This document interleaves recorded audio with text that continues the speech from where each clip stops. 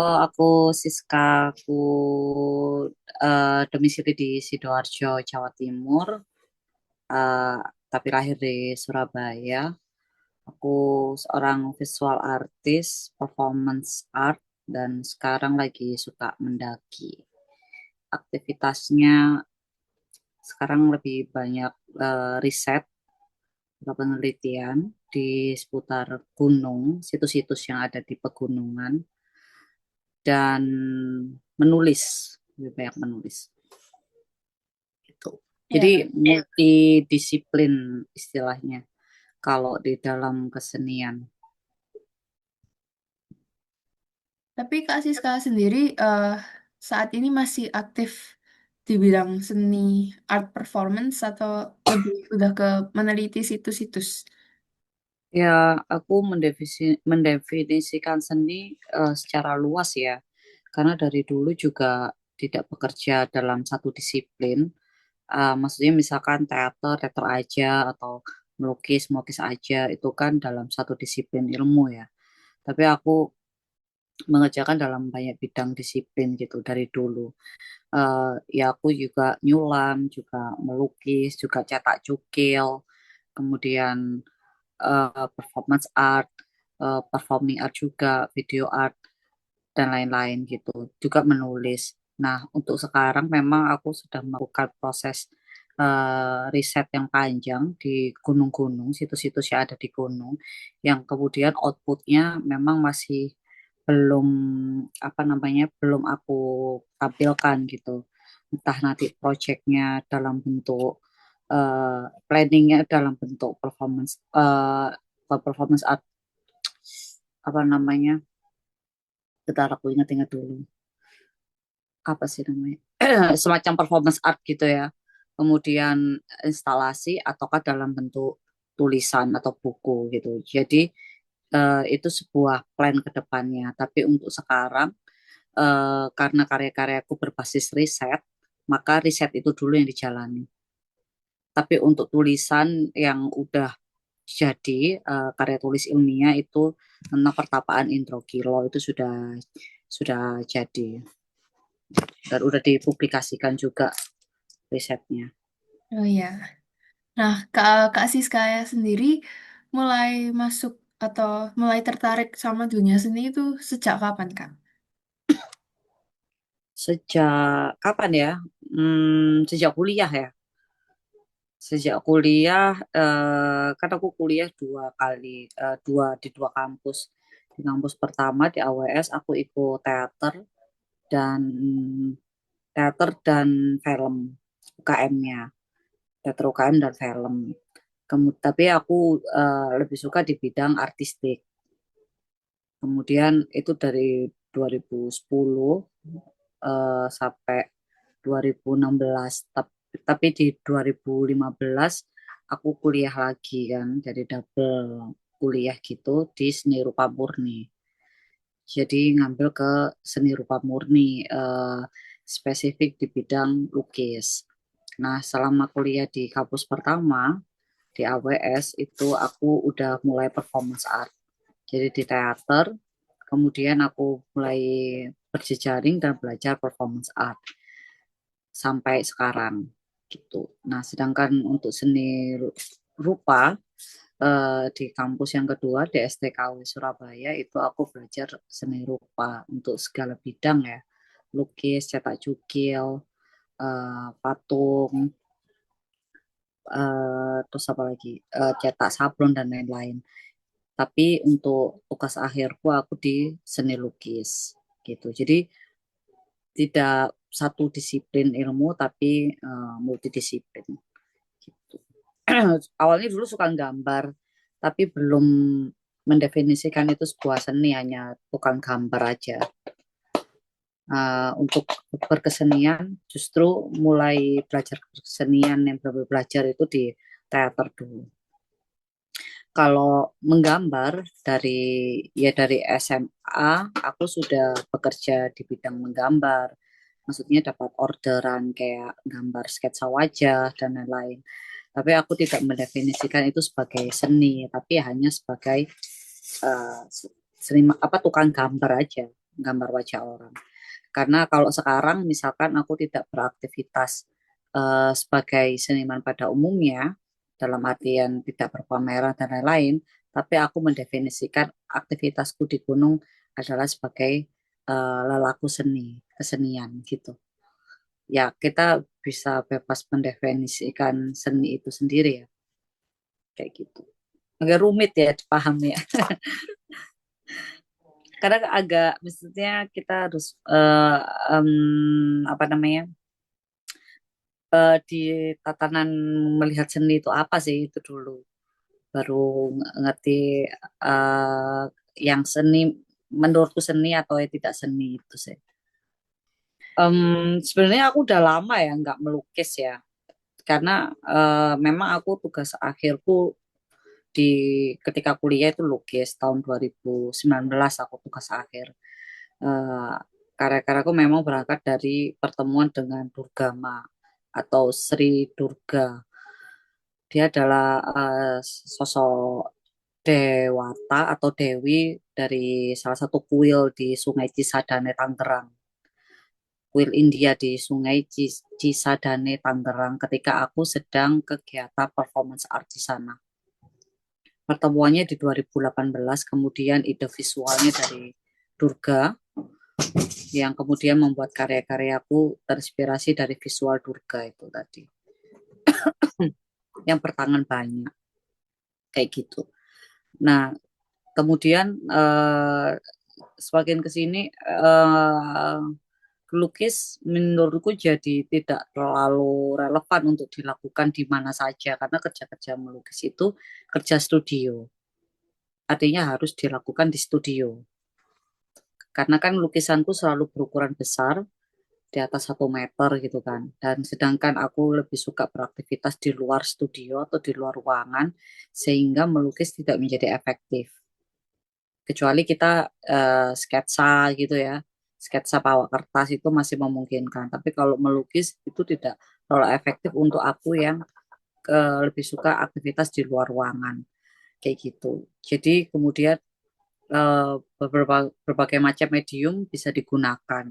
Nah, mendefinisikan lukis juga sekarang semakin berkembang dan sangat luas ya. Melukis tidak harus berupa seperti painting dalam arti menuangkan cat ke dalam kanvas, tetapi melukis definisi sekarang sebagai seni kontemporer, apapun yang bisa berbentuk 2 dimensi gitu. Lukis menggunakan make up itu juga bisa didefinisikan sebagai melukis, atau mungkin pakai areng itu juga didefinisikan sebagai lukis, pakai kopi dan lain-lain. Juga aku menyulam, menyulam itu juga mendefinisikan sebagai melukis.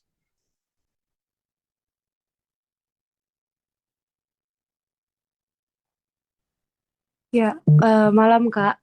Jadi Hmm. sebentar lagi saya akan menanyakan lebih dalam mengenai karya-karya seni Kakak. Mungkin kalau tadi yang disebutkan Jeva mengenai seni lukis, saya mungkin akan menanyakan Kakak mengenai seni seni pertunjukan mungkin ini ya Kak. Aku coba. Eh, Kami melihat penggunaan warna atau objeknya itu lebih ke makhluk hidup di mana sebanyak manusia di sana. Apakah Kakak bisa menjelaskan pesan utama dari karya tersebut? Iya, sebenarnya itu karya kolaboratif ya. Itu hasil residensiku di PSBK Jogja. PSBK itu Padepokan Seni Bagong Kusudiarja di Jogja selama kurang lebih 1 bulan kalau nggak salah, aku lupa tahun berapa itu ya. Nah itu kemudian dari hasil residensi itu kami bersama seniman-seniman lainnya, ada berapa seniman itu? 1, 2, 3, 4, 5, 6 yang terpilih. eh Akhirnya kami menghasilkan karya itu yang kayak kita nggak, dalam residensi itu, residensinya berjudul Empathy Space. Jadi kami berdiskusi setelah setelah mendapatkan materi dari para mentornya waktu itu juga dari eh, The Paper Birds dari Inggris karena bekerja sama dengan kelompok teater dari Inggris gitu secara online waktu itu tahun 2022 jadi masih kok masih corona ya masih COVID. Nah kemudian karya ini yang dimunculkan. Kalau nggak salah ini memang waktu itu menggunakan warna-warna karena kami menggunakan teknologi, kami menggunakan video mapping itu terlihat ada yang duduk di bawah. Oh aku yang duduk di bawah juga celana pendek duduk di bawah.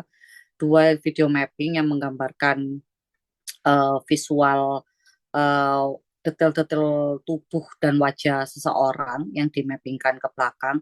Kemudian yang belakang itu para penari, teman-teman penari sekaligus performance artist. Mereka menggunakan gadget, ada iPad, ada handphone dengan warna-warna yang berubah-ubah, warna-warna beragam.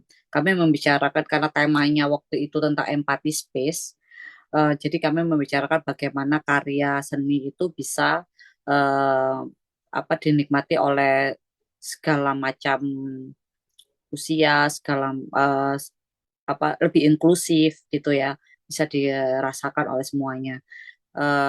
Dalam karya ini adalah hasil kolaborasi atas sebuah residensi Empathy Space bersama rekan-rekan seniman lintas disiplin dari berbagai kota tadi berenam yang kemudian menjadikan hasil karya performance art tadi kayak gitu. Kira-kira dari karya performance tadi, art performance yang tadi kami tunjukkan, Mm-mm. elemen yang ada dalam karya tersebut yang mungkin ada kesalahpahaman dari penikmat karya seni, Oh kira-kira apa iya, ya Kak? Paling sering Wak- waktu itu menggunakan metode voting juga. Kita jadi ditonton secara online dan offline karena kan masih COVID. Ditonton secara online oleh teman-teman dari Inggris juga kan. Kemudian mereka melakukan voting, apakah pesannya sampai atau tidak gitu kan. Apakah inklusivitas itu ada atau tidak gitu kan. Jadi ada voting-voting beberapa voting yang sangat panjang. Nah, di situ memang karena keterbatasan jaringan juga artinya jauh karena melalui media Zoom ya kan live streaming itu pesan memang tidak sebegitu mudah untuk tersampaikan gitu kan karena kan kita performance di panggung kemudian direkam oleh kamera kemudian live streaming langsung ke Inggris kan nah mereka kemudian melakukan voting apakah yang kita sampaikan sesuai nggak dengan harapan kita tuh nyampe nggak ke mereka kayak gitu. Nah kalau nggak salah votingnya memang eh, nggak votingnya ada banyak jenis gitu ya. Mungkin ada di YouTube-nya PSBK itu ada banyak jenis. Nah beberapa itu ada yang iya ada yang enggak gitu loh gitu. Dan itu menurut kami nggak masalah ya dalam sebuah karya seni ya karena kan setiap orang bisa mendefinisikan beragam gitu ya untuk soal sampai atau tidak dan dalam karya kolaborasi itu kami memang berupaya untuk eh, menampilkan semaksimal mungkin dalam waktu yang persiapannya sangat singkat. Karena kan untuk menyatukan satu kepala dalam orang-orang yang baru kita kenal, seniman-seniman itu kan baru kita kenal satu sama lain ya dalam waktu kurang lebih hampir sebulan itu dengan lintas disiplin yang berbeda-beda. Ada yang seni musik, ada yang seni tari, ada yang performance art, dan macam-macam. Itu nggak segampang itu loh kemudian untuk menjadikan sebuah karya kolaborasi dengan ide bersama, eh, kemudian harus ditampilkan secara langsung. Kayak gitu sih. Makasih Kak. Sama-sama. Kak, Ya, saya ini apa mau tanya Kak, menurut Kakak itu bagaimana peran seni dalam kehidupan sehari-hari masyarakat sekarang ini? sebenarnya kadang kita terlalu naif mungkin dan mulu ya kalau misalkan berharap karya kita bermanfaat untuk orang lain atau tidak secara langsung ya karena karya seni kan dia bukan sesuatu hal yang punya dampak langsung seperti orang berjualan makanan dimakan bisa buat kenyang ya atau orang jual mobil agar mobilnya bisa dipakai untuk berkendara. Karya seni bukan sebuah benda yang langsung bisa digunakan seperti itu, kecuali karya seni terapan ya, kayak misalkan kamu beli kendi, beli gerabah kayak gitu. Tapi karya seni itu sebuah mempunyai nilai atau esensi yang mungkin bisa eh, pesannya bisa dipakai oleh orang gitu yang melihatnya atau merasakannya dalam bentuk karya seni apapun ya, entah itu lukis atau teater atau film atau musik kayak gitu kan, yang bisa dirasakan. Nah, kepekaan rasa itu setiap orang berbeda-beda gitu, tergantung dari bagaimana pengalamannya. Misalkan jika karyaku membicarakan tentang patriarki, tentang bagaimana meretas patriarki, kemudian akan lebih relate dirasakan oleh orang yang punya pengalaman yang sama. Misalkan perempuan-perempuan yang merasakan tentang bagaimana eh, mereka mendapatkan eh, apa namanya ketidakadilan gender atau patriarki itu sendiri. Nah, itu akan lebih relate. Mungkin tidak relate bagi anak-anak kayak gitu karena anak-anak belum merasakan kayak gitu kan. Jadi memang karya seni uh, punya kayak segmentasi sendiri gitu. Belum tentu seleranya sama seperti dengan musik kan. Mungkin kamu selera dangdut, aku tidak kayak gitu. Termasuk seperti karya seni lukis, mungkin kamu sukanya karya seni lukis abstrak, aku realis misal kayak gitu. Eh, mau tanya nih Kak, kan Kakak udah nyiptain karya-karya yang tentunya memiliki makna yang mendalam dan menarik, dan dari Kakak apa harapan untuk para pelihat atau penonton dari karya Kakak setelah mereka selesai mengapresiasi karya Kakak? Sebenarnya aku nggak banyak berharap ya karena kembali lagi kita tidak bisa menyenangkan semua orang dan setiap karya punya seleranya masing-masing gitu kan. Tetapi apabila karyaku diapresiasi dan mendapatkan penikmatnya itu eh, ya senang aja gitu kan. Artinya karya kita sampai gitu punya punya perasaan yang sama atau relate gitu ya terhadap perasaan orang tersebut gitu. Nah, makin ke sini tidak terlalu mementingkan, aku tidak terlalu memikirkan apakah karya ini disukain orang atau tidak gitu. Yang penting bagaimana ketika aku membuat karya itu bisa menjadi katarsis gitu bagi diriku atau bisa melampiaskan dan mengekspresikan apa yang ingin aku keluarkan gitu kan. Nah, itu nanti kemudian akan bisa menemukan penikmatnya sendiri. Kayak gitu sih. Baik, mungkin itu pertanyaan terakhir dari kita ya. Hmm, Dan ya, terima kasih atas waktunya Kak Siska yang sudah ya, mhm. mungkin kami ganggu Nggak apa-apa. malam-malam udah waktunya istirahat. Ya, aku biasanya malam kok memang. Iya, terima Oke, kasih kalau banyak ya butuh sudah apa-apa nanti meluangkan. DM aja. Oh ya, Oke. ya. Sukses ya kalian.